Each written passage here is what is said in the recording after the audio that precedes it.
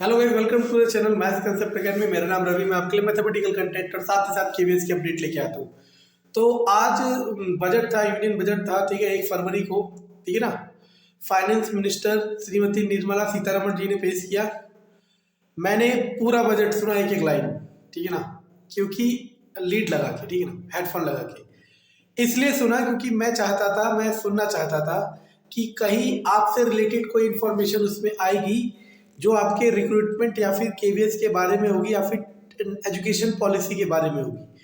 तो मैं आपको बताऊंगा, क्योंकि मैं नहीं बताऊंगा तो कोई और बताएगा। और बात पहले और बात की नहीं है, बात सही और गलत की है, क्योंकि कई लोग इस इंफॉर्मेशन को अपने हिसाब से मैनिपुलेट करके सुना देते। मैंने पूरा यूनियन बजट एक एक अक्षर सुना, ठीक है ना। यूनियन बजट जो आज का है वो बहुत काबिल तारीफ था। अब वो पार्टी वाइज मत जाना, ठीक है ना। देश की तरक्की के लिए बहुत था, लेकिन उसमें केवीएस से रिलेटेड कोई बात नहीं कही। इसका मतलब ये बिल्कुल भी नहीं है कि केवीएस की वैकेंसी नहीं आएगी, ठीक है ना। इसका इस्तेमाल होगा बहुत जगह। केवीएस से रिलेटेड कब आता मैं बताता हूँ। जब नए केवीएस खोलने होते या फिर नए वो कुछ ना कुछ बड़ा प्रोजेक्ट होता। अब 1 2 10 केवी खोलने होंगे तो उसके लिए यूनियन बजट में कहाँ से बोला जाएगा, ठीक है ना। यूनियन बजट में एक खास बात बोली गई जिसे एजुकेशन, नेशनल एजुकेशन पॉलिसी, ठीक है ना। इस एजुकेशन पॉलिसी के बारे में जो भी कहा वो मैं बताता हूँ और आपको बहुत मजा आएगा, ठीक है ना। देखो, ये बात पहले से तय थी कि एजुकेशन पॉलिसी जो नई वाली आ रही है, न्यू एजुकेशन पॉलिसी जो है, उसमें उन्होंने कहा है कि प्राइमरी लेवल तक बच्चों को उनकी मदर लैंग्वेज में, मतलब जो भी लोकल मातृभाषा है उनकी, उसमें समझाना है। मतलब आप केवीएस टीपीआरटी, मानो आप दिल्ली के हो, हरियाणा के, यूपी के हो, कहीं के हो, ठीक है, बिहार के हो, कहीं के हो, आप सेलेक्ट होते हो और आपकी पहली पोस्टिंग होती है तमिलनाडु। और वहां पे जो प्राइमरी लेवल के बच्चे जानते होंगे वो जानते होंगे मलयालम। तो आप मलयालम कैसे पढ़ाओगे, ये बहुत बड़ा क्वेश्चन है, ठीक है ना। और मैं बता देता हूँ, इस क्वेश्चन का एक ही आंसर होगा वो होगी जोनल रिक्रूटमेंट। आप में से कई बहुत ज्ञानी और कई कोचिंग सेंटर वाले उससे भी ज्ञानी, वो ये कह रहे हैं कि नई लैंग्वेज सिखा देंगे। अब आप मुझे सोच के बताना, आप मलयालम सीख सकते हो?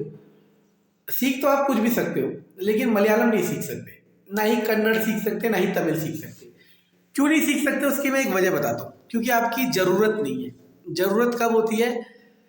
जब होती है, मान लो आप कहीं जॉब लग गए मलयालम केरल में और आपके पास कोई और है ही नहीं जो हिंदी जानता हो या इंग्लिश जानता हो, सिर्फ और सिर्फ मलयालम, तब आपको बायहू कर्क सीखना ही पड़ेगा, ठीक है। हम भी 3 साल रहे, हम तो नहीं सीखे। क्यों? क्योंकि हमारे जो साथ वाले थे हम उनसे हिंदी में बात करते थे और जो वैसे थे उनसे इंग्लिश में बात करते थे।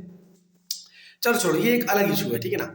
तो मैं यही सोच रहा था और यही मेरा इशू था कि अगर जोनल पॉलिसी आ गई, सर जोनल रिक्रूटमेंट आ गया, मतलब हर जोन का रिक्रूटमेंट अलग होगा, उसके लिए अलग अलग, मतलब जैसे अगर आप दिल्ली से भर रहे हो या केरल से भर रहे हो, एक ही जगह से भर पाओगे, ठीक है ना।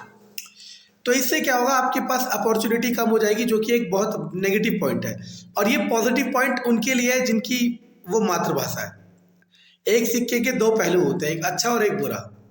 इसी तरीके से हर फैसले के दो आउटकम्स होते हैं, कुछ पॉजिटिव कुछ नेगेटिव। कोई भी फैसला पूरी तरीके से अच्छा नहीं हो सकता और कोई भी फैसला पूरी तरीके से बुरा नहीं हो सकता। ये मेरे दोस्त ने सिखाया, ठीक है ना। चलो छोड़ो, तो मैं क्या कह रहा हूँ सुनना। तो एजुकेशन पॉलिसी में यही सोच रहा था कि कैसे इम्प्लीमेंट करेंगे। तो वो उन्होंने उनके भाषण में ये क्लियरली तो कहीं नहीं कहा, लेकिन उनके भाषण से यही पता चला कि ये जो लैंग्वेज वाला है ना, कि लोकल लैंग्वेज में पढ़ाई जाएगी, इसे स्टेज बाय स्टेज इम्प्लीमेंट करा जाएगा। कैसे, मैं बताता हूँ। उन्होंने अपने यूनियन बजट में आज कहा कि बीटेक, सॉरी, इंजीनियरिंग जो कॉलेज होते हैं उसमें अब कई लोकल लैंग्वेज में करिकुलम स्टार्ट करा जाएगा। नहीं समझे? जैसे मलयालम में, तमिल में, कन्नड़ में, गुजराती में, इनमें भी पूरा करिकुलम करा जाएगा। वरना अभी तक क्या था कि हम सिर्फ इंग्लिश में ही पढ़ते थे या फिर कई जगह सिर्फ हिंदी में, लेकिन अब आप अपनी लोकल लैंग्वेज में भी बीटेक कर सकते हो, ठीक है ना। देखो, इसका अपना भी नुकसान है। क्या नुकसान है? कि अगर कोई कोर्स आप अपनी लैंग्वेज में करोगे तो आप जो इंटरनेशनल लैंग्वेज है यानी कि इंग्लिश, वो आप नहीं सीख सकते, क्योंकि जरूरत का खेल है ना सारा। चलो छोड़ो, ये समझिए। तो ये उन्होंने बताया, ये कहीं नहीं बताया कि हम इसे अप्लाई करने वाले हैं हर जगह, ठीक है ना। तो ये स्टेज बाय स्टेज अप्लाई होगा, ठीक है ना। धीरे धीरे एजुकेशन पॉलिसी के, न्यू एजुकेशन पॉलिसी जो है, उसके जितने भी पॉइंट्स हैं वो सारे एकदम इम्प्लीमेंट नहीं हो सकते। पहली बात, इम्प्लीमेंट करने के लिए टीचर्स, अब मानो जो लगे हुए हैं, आपको हैरानी होगी, साउथ साइड में अगर 100 टीचर है, 100 में से 50-40 इस तरफ के हैं, ठीक है ना, दिल्ली, हरियाणा, पंजाब, चंडीगढ़, बिहार, इन सब के। तो अब उन 40 को कहाँ निकालोगे? ऐसा नहीं हो सकता, ठीक है ना। वो स्टेज बाय स्टेज इंप्लीमेंट करा जाएगा। हो सकता है कि लैंग्वेज टीचर के लिए ऐड करा जाए, कुछ करा जाएगा, लेकिन अभी नहीं करा जाएगा। ये क्लियरली मेंशन हो गया है आज के यूनियन बजट से, ठीक है ना। और केवीएस के बारे में कुछ भी नहीं बोला, एनवीएस के बारे में कुछ भी नहीं बोला। इसका मतलब ये बिल्कुल भी नहीं है कि वैकेंसी नहीं आएगी, ठीक है ना।